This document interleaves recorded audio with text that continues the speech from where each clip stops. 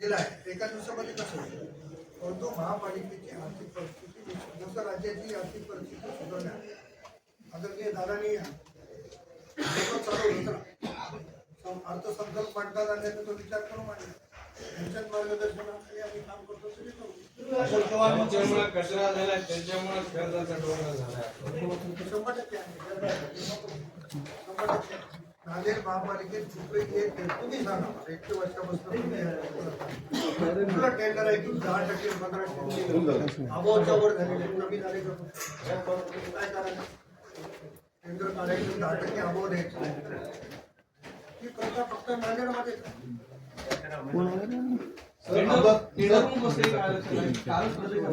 आणि जे टेंडर घेणार याचे भाजपाचे जे मोर्गन कन्स्ट्रक्शनवाल्याकडे जाऊन त्यांनी त्यांची भेट घेतली आणि त्याच कन्स्ट्रक्शनचा पैसा या निवडणुकात वापरला जाता त्याचा आरोप होतो.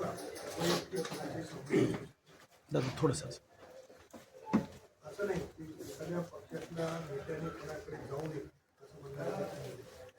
वैयक्तिक संबंधावर मी बोलू सर आमदार हेमंत पाटलांनी उत्तरमध्ये एका अपक्ष उमेदवाराच्या पाठिंबा देण्यासाठी पूर्णपणाने तो त्यांच्या पक्षाने त्यांनी कोणाच्या कार्यालयाचं उद्घाटन करावं.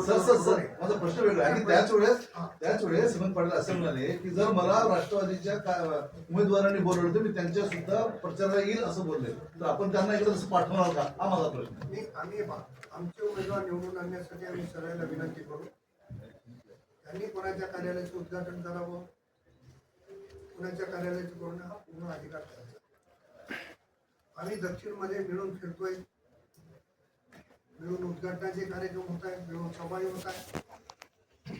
त्यामुळे पूर्णपणानं मी इतर पक्षात बोलणार. अशोक चव्हाणांचं स्टेटमेंट आहे की रोज खा मटन कमळावर दाबा बटन कसं बघता हिंदुत्ववादी पक्ष अशोक चव्हाणाला ती सवय लागली ही सवय बदलायची म्हणून तर आम्ही निर्धार करतोय. युतीच्या किती जागा येतील असं वाटतं आपल्याला. आम्ही पूर्ण बहुमतानं जिंकू असं मला खात्री आहे आणि यावेळेस 100% बदल होईल. प्रेसमध्ये 10 मिनिटाला बोलू. पुण्या शहरामध्ये गेल्यावर हिरवळ दिसतं झाडं दिसतात आपल्या शहरामध्ये कुठं झाड दिसत नाही रस्त्यावरची झाडं सुद्धा त्याच्यासाठीच राष्ट्रवादी मैदानात उतरलेली आहे. पिंपरी चिंचवडच्या धर्तीवर नवी मुंबईच्या धर्तीवर या ठिकाणी मोठ्या प्रमाणात वृक्ष लागवड करण्यात येईल. दादाची सभा आम्ही चौपाळ्याला ठरवली. चौपाळा की देगलूरला आणि एक सभा आमची प्रदेशाध्यक्ष गडकरी साहेबांची रुपाली आमची सभा इकडे झालेली आहे. त्यामुळे एक सभा आमचा तिकडे घ्यायचा विचार ठिकाण 2 तासात आम्ही काँग्रेसच्या काळात अनेक जागा गहाण ठेवण्यात आल्या अजून सत्ता आली तर ती जागा विक्री करून टाकते. काँग्रेसच्या काळात अनेक महापालिका जागा गहाण ठेवण्यात सत्ता आली तर पुन्हा ती विक्री करतील असं तुम्ही आरोप केला. अगोदर स्थान कोणाचा होता कोणत्या पक्षाचे सत्ता होती आता फक्त तसे घडवण्यामुळे प्रयत्न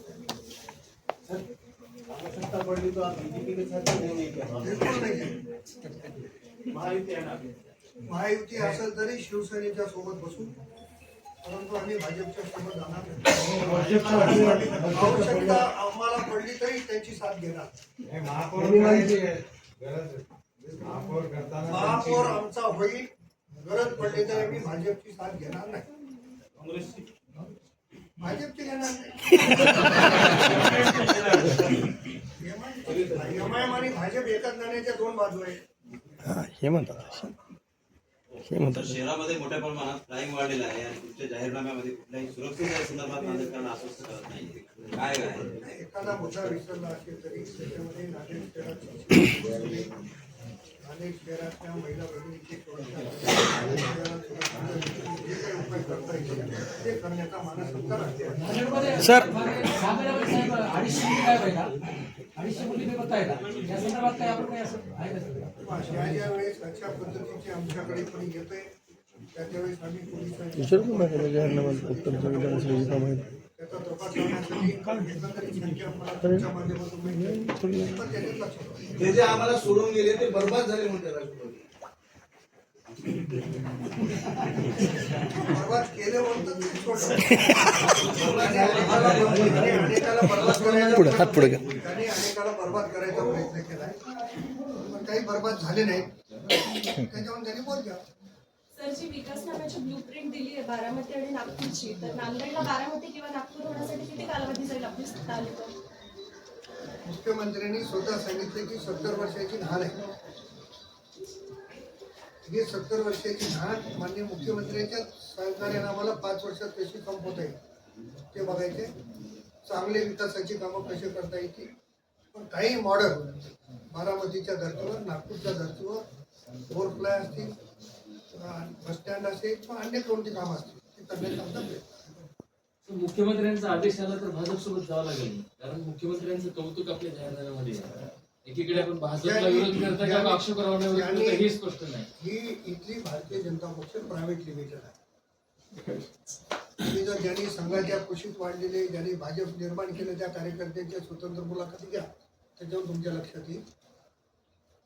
मुख्यमंत्र्यांचं कौतुक याच्यासाठी केलं की चांगलं काम केलं म्हणून कौतुक केलं. मुख्यमंत्र्यांनी आदेश दिले तर विलासराव देशमुख साहेबांचं नाव आजही आमच्या प्रदेशाध्यक्षांनी घेतलं. चांगलं केलं म्हणूनच नाव घेतलं. शंकरराव चव्हाण साहेबांचं नाव आवर्जून घेतलं. शंकरराव चव्हाण साहेबांनी चांगलं केलं म्हणूनच घेतलं. त्याच्यामुळे ज्यांनी चांगले केले, उद्याची तर गरज पडेल तर आम्ही पण शंकरराव चव्हाण साहेबांचं नाव अभिमानाने घेऊ. त्यांनी चांगलं केले त्यांचं नाव घेऊ. भाजपच्या बाहेरून पाठीमागे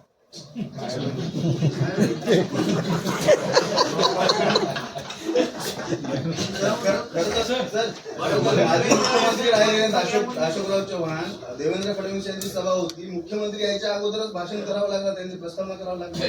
ती ऍडजस्टमेंट असते. नेत्याला पुढच्या सभेला जावं लागतं, त्याच्यामुळं काही वेळा चौकट होतात. आजही आमच्याकडे सामने साहेबांचं, घाटे साहेबांचं अगोदर भाषण करावं लागलं. कदाचित मला तसा आदेश आला असता तर मलाही करावं. तो ऍडजस्टमेंट आहे. आतापर्यंत 2 वेळा मुख्यमंत्री नांदेडला आले, मागच्या नगरपालिकेत त्यांनी आता काल पण दोन्ही वेळा त्यांनी तुमचं नावच घेतलं नाही सभेत, संपूर्ण भाषणात कुठेच कधीच विरोधक म्हणूनही नाही. मी जो काही अभ्यास केला तेव्हा माननीय मुख्यमंत्री कुठल्याही ठिकाणी कोणावरही टीका करण्याचं कारण नाही. फक्त विकासाच्या मुद्द्यावर बोलत आहेत. त्यांची लाईन ठरलेली आहे. तेवढ्या मोठ्या व्यक्तीच्या बद्दल मी बोलणं पण तर या सत्ताधाराच्या काळात नागरिक समस्या बाकी आहेत असं तुमचं म्हणणं आहे, पण आपल्या पक्षाच्या कोणी पदाधिकाऱ्यांनी, कार्यकर्त्यांनी काही एक आंदोलन केलं नाही. आता रस्ते आहे, पाण्याचा प्रॉब्लेम आहे, बाकी खूप प्रॉब्लेम आहे, पण एकही आंदोलन केलं दिसलं नाही. उलट आपले गोकर्णाची सत्तेत होते. आता विधानसभेच्या निवडणुकीपासून आम्ही सगळेजण राहतो.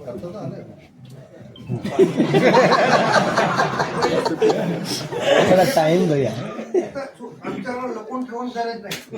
आणि आम्ही राष्ट्रवादीत जाताना कोणी घाबरून आलो नाही. जसं काही मंडळी पक्षात येताना घाबरून गेली, तसं आम्ही काही घाबरून आलो. सविस्तर आम्ही राष्ट्रवादीत आहोत आणि तेव्हापासून आंदोलन करायची गरजच पडली नाही. आता गरज पडेल. निवडणुकीच्या आता जर आम्ही केला असतं तर लोक म्हणजे निवडणुकीसाठी केलं. परंतु भविष्यात राष्ट्रवादीला आंदोलन करायची गरज पडणार नाही. राष्ट्रवादी नेतृत्व करेल आणि भविष्यात कोणी आंदोलन करू नये याची काळजी आम्ही घेऊ. महायुतीच्या घटक पक्ष एकमेकांवर टीका करू नये असं धोरण ठरलेलं आहे. तुमचं रोख अशोकराव तिथे आम्ही कोणावर टीका करत नाही. वास्तव लोकांच्या समोर तुम्ही सांगा, सगळे पत्रकार मित्र मिळून की वास्तव ठेवू नका, बंद करू. आता वास्तव ठेवल्याच्या नंतर कोणाला टीका वाटत त्याला आमचा नाही लागत. तर नांदेड उत्तर मधले एका माजी नगरसेवकांनी असा म्हणजे खळबळजनक दावा केला आहे की 14 तारखेला सगळे म्हणजे शिवसेनेचे जे उत्तरचे नगरसेवक पदाचे उमेदवार आहेत ते 8 उमेदवार मोबाईल बंद करून स्विच ऑफ करून पळून जातात. मी सांगितलं, मी त्यांच्या माझ्या राष्ट्रवादी काँग्रेसच्या सर, नुकतीच नगरपालिकेची निवडणूक झाली. बिलोली, कुंडलवाडी, धर्माबाद या तिन्ही ठिकाणी राष्ट्रवादीला मोठा दारुण पराभव स्वीकारावा लागला. बिलोली, कुंडलवाडी आणि धर्माबाद या तिन्ही ठिकाणी राष्ट्रवादीला मोठं अपयश आलं. आम्ही जनतेनं दिलेला वोट आम्ही पण एका नवख्या पार्टीनं, जी पार्टी आत्ता आली, कालच आली, तरी कुंडलवाडीचा आपण जर मतदानाची टक्केवारी बघितली तर कुंडलवाडीमध्ये आमच्या राष्ट्रवादीच्या सगळ्या पदाधिकाऱ्यांनी अतिशय कठोर चालली. थोड्याफार बदल ठीक आहे. निवडणूक आहे. साधारण विचारायचं. आता बाकीचे सर, लोक कोणाच्या मार्फत नाही आले? साहेबांना आम्ही राष्ट्रवादीनं असं तर केलं नाही की राष्ट्रवादीच्या विरोधामध्ये खतगावकर साहेबाचा एक पॅनल, माझा एक पॅनल, असं काही आम्ही केलं. कोणाचा पॅनल म्हणजे कसा निवडून मराठवाडा जनहित पार्टी राष्ट्रवादीची बी टीम आहे का कोणाचा पॅनल कसा निवडून आला भाजपची? आणि कोण हारलं ते त्याने आत्मपरीक्षण करावं. ऍडव्हर्टाईज करण्यामध्ये चुकीचं असतं. नाही झालं रे महापालिकेमध्ये आपल्याच पक्षाचा महापौर असेल असं आपण सांगतो. काय, मराठवाडा जनहित पार्टी कोणाची ना अद्याप सोडतच झाली बी टीम आहे का भाजपची? भाजप सरकार सत्ताधारी पक्षाने जर, त्यांना विचार या ठिकाणी त्यांच्या म्हणण्यानुसार जर महापौर पोराची जर सोडत केली तर मग त्याचं कसं? या गोष्टीला काही सर जसं MIM प्रश्न काहीतरी असतो. सोडत कोणाच्या सांगण्यावर होते का? त्याच्यावर तर लोकशाहीचा विश्वासच राहणार नाही. सर जी जस सोडत निघेल, त्या जी सोडत निघेल, त्या सोडतील. या पुऱ्या जनहित पार्टी प्रवर्तनासाठी, त्या सगळ्या प्रवर्तनाची उदाहरणं द्या. सर महापालिकेतही जनहित पार्टी मराठवाडा जनहित पार्टी काही ठिकाणी लढत आहे. ती भाजपाची बी टीम आहे का? जसं की ही आहे MIM ज्या पद्धतीने म्हणताय आपण त्या पद्धतीने ती पण भाजपच काम. सांगायची गरज नाही ना. त्यांनी तिथं निवडून आल्याबरोबर भारतीय जनता पक्षाला पाठिंबा जाहीर. आता परत मी सांगण्याची काय गरज आहे? त्यांनी स्वतःच सांगायला की आम्ही त्यांची टीम आहोत. साहेब, नगरपालिकेच्या इलेक्शन मध्ये मुख्यमंत्र्यांच्या 2 सभा झाल्या. त्या दोन्ही ठिकाणी भारतीय जनता पार्टीला अपयश मिळालं. नांदेडमध्ये तीच परिस्थिती राहील. असं काही होत नसते. परंतु माननीय मुख्यमंत्र्यांना स्थानिकच्या पातळीवर जसं आग्रह करून बोलवल्या जातात तसं वरचे नेते पण विचार करतात आणि त्यांना माहीत असेल कदाचित बा इथं येणार नसेल तरी जावं लागतं. जाहीरनाम्यात तुम्ही छापले की आदर्श नेत्याने 40 वर्ष सत्ता भोगून सुद्धा फक्त रस्ते पे रस्तात असं हायलाईट केलं नुसतं. आहे त्याचे पुरावे देखील आहेत. जेव्हा पाहिजे तुम्हाला वेळ काढून या. सगळे पुरावा द्यायला मी तयार. चलो